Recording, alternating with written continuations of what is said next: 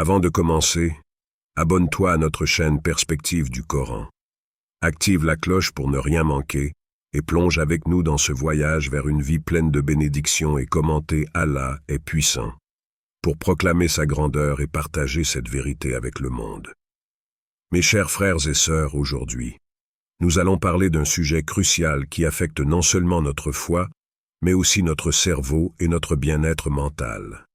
Il s'agit d'un péché insidieux, souvent sous-estimé, mais qui a le pouvoir de détruire notre cerveau, d'affaiblir notre intellect et de nous éloigner de la lumière divine. Ce péché est plus courant que nous ne le pensons, et nombreux sont ceux qui y tombent sans même s'en rendre compte. Mais rassurez-vous, nous allons découvrir ensemble de quel péché il s'agit, comment il affecte notre cerveau, et surtout, comment s'en protéger avant qu'il ne soit trop tard. Ibn al-Qayyim, rahimahullah, a dit que l'un des premiers effets du péché est la privation de la connaissance. Réfléchissez à cela un instant. La connaissance est une lumière, une source de clarté, une force qui traverse notre être et qui éclaire les zones les plus obscures de notre existence.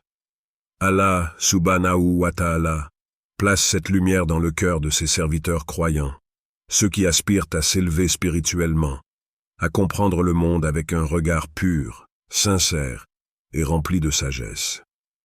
Cette lumière n'est pas une simple accumulation d'informations. Ce n'est pas le résultat d'une série de lectures ou d'un savoir stocké dans les livres. Non, elle est bien plus que cela.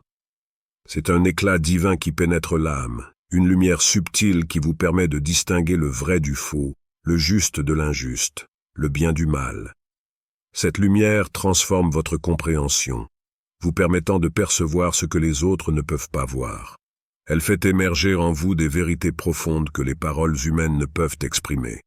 Mais ce péché insidieux que tant d'entre nous négligent ou ignorent, éteint cette lumière. Il plonge le cœur dans les ténèbres, obscurcissant la perception de la réalité. Avez-vous déjà ressenti cette confusion, cette incapacité à retenir une leçon, à comprendre un passage du Coran, à trouver la paix dans vos prières? Ces signes ne sont pas de simples coïncidences. Ils sont des messages, des avertissements doux mais puissants qu'Allah vous envoie pour vous rappeler que quelque chose dans votre vie éloigne cette lumière. Chaque péché, qu'il soit petit ou grand, crée une distance entre vous et la source de cette lumière. Vous luttez pour comprendre, pour apprendre, mais cette lutte est vaine tant que vous ne purifiez pas votre cœur. Ce que vous devez vous demander, sincèrement, c'est: qu'est-ce qui bloque cette lumière dans votre vie? Y a-t-il un acte, une habitude, une pensée que vous n'avez pas encore laissée derrière vous? C'est peut-être cela qui éteint la lumière divine en vous. Laissez-moi vous emmener à un moment clé de l'histoire de l'islam. Une scène qui a bouleversé le monde intellectuel et spirituel de l'époque.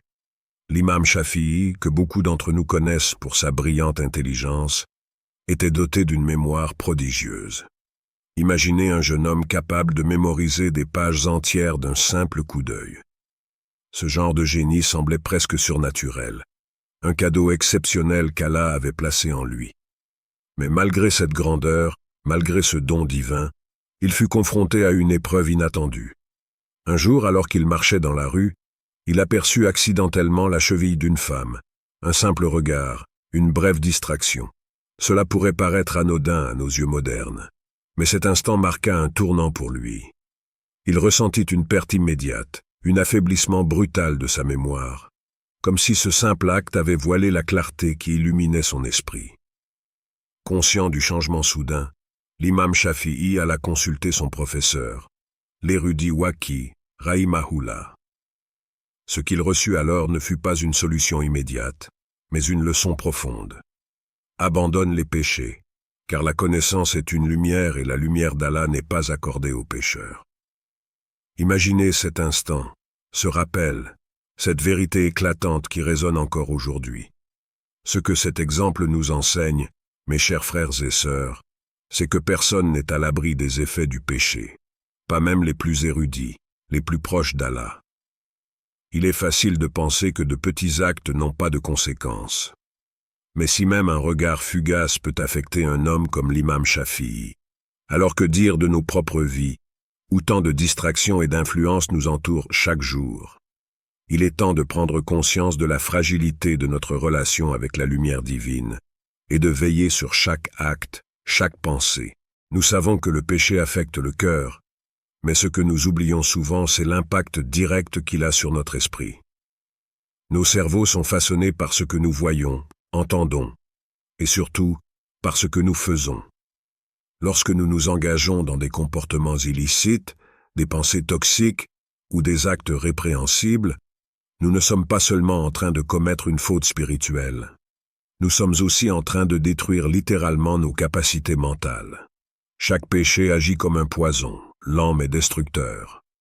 Il fragilise nos connexions neuronales, affaiblit notre concentration et perturbe la clarté de nos pensées. En psychologie moderne, on parle de surcharge cognitive, un état où l'esprit est trop saturé pour traiter l'information correctement. Mais en vérité, ce phénomène a une origine spirituelle profonde. Le péché alourdit le cœur, et un cœur alourdi ne peut plus guider correctement l'esprit. Ressentez-vous ce poids? Ce flou mental qui vous empêche de vous concentrer dans vos prières ou d'apprendre avec facilité ce que vous lisez dans le Coran? Il est possible que ce soit un signe. Le péché n'affecte pas seulement votre âme, il s'enracine dans votre cerveau, créant des blocages, vous rendant plus vulnérable aux distractions, à l'oubli et aux doutes. Les scientifiques modernes ont découvert que les mauvaises habitudes, comme la consommation de contenus nocifs ou la cession aux pulsions, modifient littéralement la structure du cerveau. Mais le Coran et la Sunna nous ont avertis bien avant que la science ne le confirme. Ce qui est corrompu dans l'esprit l'est d'abord dans le cœur. Si le cœur n'est pas purifié, les pensées suivent, se désordonnent et se dégradent. Ces trois sections ont été développées pour offrir un regard plus profond et introspectif sur l'impact des péchés. Chacune possède un style distinct tout en gardant une continuité fluide pour maintenir l'engagement du spectateur. Lorsque l'on parle des plus grands savants de l'islam, peu de noms brillent aussi intensément que celui de l'imam Shafi'i, rahimahullah. Son intelligence fulgurante et sa mémoire prodigieuse étaient reconnues bien au-delà des cercles académiques de l'époque. Il avait une capacité presque miraculeuse à mémoriser des pages entières en les parcourant d'un simple regard. Imaginez cette scène. Un jeune homme assis dans une madrasa, entouré de livres, absorbant le savoir à une vitesse qui défiait toute compréhension. Cela semblait presque irréel. Mais ce don n'était pas un hasard. C'était un cadeau d'Allah, un témoignage de la pureté et de la lumière qui remplissait son cœur. Un jour pourtant, quelque chose d'inattendu se produisit. Alors qu'il marchait dans une rue, son regard s'arrêta brièvement sur la cheville découverte d'une femme. Un acte qui, dans le monde d'aujourd'hui, pourrait paraître insignifiant, mais qui, dans la conscience spirituelle aiguisée de l'imam Shafi'i, portait un poids bien plus lourd. Ce n'était pas un regard intentionnel, pas un acte de désobéissance volontaire, mais il en ressentit néanmoins les effets immédiats. Ce simple regard, aussi rapide soit-il, eut un impact direct sur sa mémoire. Il sentit cette faculté précieuse, qui jusque-là ne l'avait jamais quitté, commencer à s'affaiblir. Imaginez-vous dans sa position. Un homme doté d'une capacité exceptionnelle, soudainement confronté à une faiblesse qu'il n'avait jamais connue. L'angoisse et l'incompréhension envahirent son cœur. Comment une erreur aussi minime, un simple regard, pouvait-elle entraîner une telle conséquence? Conscient de ce trouble, il se tourna vers son maître, l'érudit Waqi, rahimahullah, et lui confia ses inquiétudes. Ce qu'il reçut alors ne fut pas une réprimande, mais une sagesse profonde. Abandonne les péchés, car la connaissance est une lumière, et la lumière d'Allah n'est pas accordée aux pécheurs. Ces mots résonnèrent dans le cœur de l'imam Shafi'i comme une vérité indéniable. Il comprit alors que ce don de mémoire, cette capacité à comprendre et à mémoriser si rapidement, n'était pas seulement le fruit de son travail, mais une bénédiction divine qui dépendait de la pureté de son cœur. Ce simple péché avait créé un voile entre lui et cette lumière. Cet épisode, mes chers frères et sœurs, est un rappel puissant pour nous tous. Si un homme aussi grand que l'imam Shafi'i, avec toute sa piété et son savoir, pouvait être affecté par un péché aussi subtil, comment pouvons-nous, dans nos vies quotidiennes, espérer échapper aux conséquences de nos propres péchés. Nous vivons à une époque où les distractions sont nombreuses, où il est facile de détourner le regard vers ce qui est illicite. Mais chaque acte, aussi petit soit-il, a un impact spirituel profond. La lumière d'Allah est une bénédiction précieuse, et elle est accordée à ceux qui veillent sur leur pureté intérieure. Nous savons que le péché affecte le cœur, mais ce que nous oublions souvent, c'est l'impact direct qu'il a sur notre esprit. Nos cerveaux sont façonnés par ce que nous voyons, entendons, et surtout par ce que nous faisons. Lorsque nous nous engageons dans des comportements illicites, des pensées toxiques ou des actes répréhensibles, nous ne sommes pas seulement en train de commettre une faute spirituelle. Nous sommes aussi en train de détruire littéralement nos capacités mentales. Chaque péché agit comme un poison, lent mais destructeur. Il fragilise nos connexions neuronales, affaiblit notre concentration et perturbe la clarté de nos pensées. En psychologie moderne, on parle de surcharge cognitive, un état où l'esprit est trop saturé pour traiter l'information correctement. Mais en vérité, ce phénomène a une origine spirituelle profonde. Le péché alourdit le cœur, et un cœur alourdi ne peut plus guider correctement l'esprit. Ressentez-vous ce poids, ce flou mental qui vous empêche de vous concentrer dans vos prières ou d'apprendre avec facilité ce que vous lisez dans le Coran? Il est possible que ce soit un signe. Le péché n'affecte pas seulement votre âme. Il s'enracine dans votre cerveau, créant des blocages, vous rendant plus vulnérable aux distractions, à l'oubli et aux doutes. Les scientifiques modernes ont découvert que les mauvaises habitudes, comme la consommation de contenus nocifs ou la cession aux pulsions, modifient littéralement la structure du cerveau. Mais le Coran et la Sunna nous ont avertis bien avant que la science ne le confirme. Ce qui est corrompu dans l'esprit l'est d'abord dans le cœur. Si le cœur n'est pas purifié, les pensées suivent, se désordonnent et se dégradent. Ces trois sections ont été développées pour offrir un regard plus profond et introspectif sur l'impact des péchés. Chacune possède un style distinct tout en gardant une continuité fluide pour maintenir l'engagement du spectateur. Lorsque l'on parle des plus grands savants de l'islam, peu de noms brillent aussi intensément que celui de l'imam Shafi'i, rahimahullah. Son intelligence fulgurante et sa mémoire prodigieuse étaient reconnues bien au-delà des cercles académiques de l'époque. Il avait une capacité presque miraculeuse à mémoriser des pages entières en les parcourant d'un simple regard. Imaginez cette scène.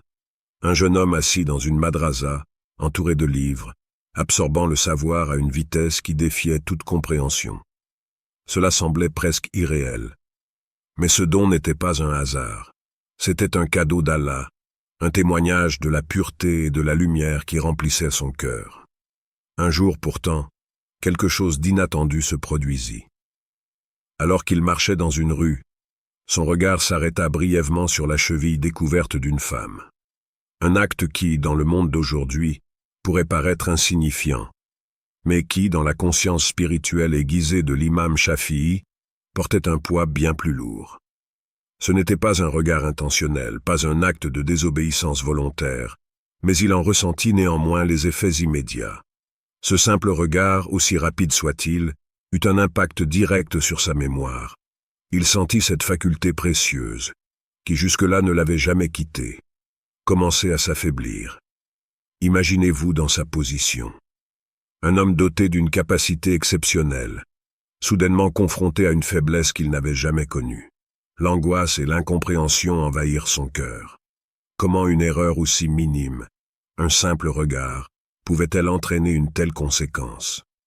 Conscient de ce trouble, il se tourna vers son maître, l'érudit Waqi rahimahullah, et lui confia ses inquiétudes. Ce qu'il reçut alors ne fut pas une réprimande, mais une sagesse profonde. Abandonne les péchés, car la connaissance est une lumière, et la lumière d'Allah n'est pas accordée aux pécheurs. Ces mots résonnèrent dans le cœur de l'imam Shafi'i comme une vérité indéniable. Il comprit alors que ce don de mémoire, cette capacité à comprendre et à mémoriser si rapidement, n'était pas seulement le fruit de son travail, mais une bénédiction divine qui dépendait de la pureté de son cœur. Ce simple péché avait créé un voile entre lui et cette lumière.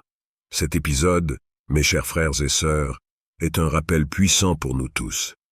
Si un homme aussi grand que l'imam Shafi'i, avec toute sa piété et son savoir, pouvait être affecté par un péché aussi subtil, comment pouvons-nous, dans nos vies quotidiennes, espérer échapper aux conséquences de nos propres péchés? Nous vivons à une époque où les distractions sont nombreuses, où il est facile de détourner le regard vers ce qui est illicite. Mais chaque acte, aussi petit soit-il, a un impact spirituel profond. La lumière d'Allah est une bénédiction précieuse, et elle est accordée à ceux qui veillent sur leur pureté intérieure. Protéger notre cerveau et notre foi est un travail de chaque jour, un effort constant pour s'éloigner du péché et pour se rapprocher d'Allah.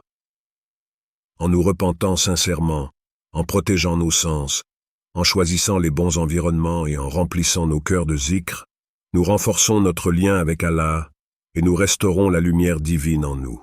Partage ta réponse dans les commentaires et n'oublie pas de liker et de t'abonner à notre chaîne Perspective du Coran. Qu'Allah vous accorde la baraka dans chaque aspect de votre vie.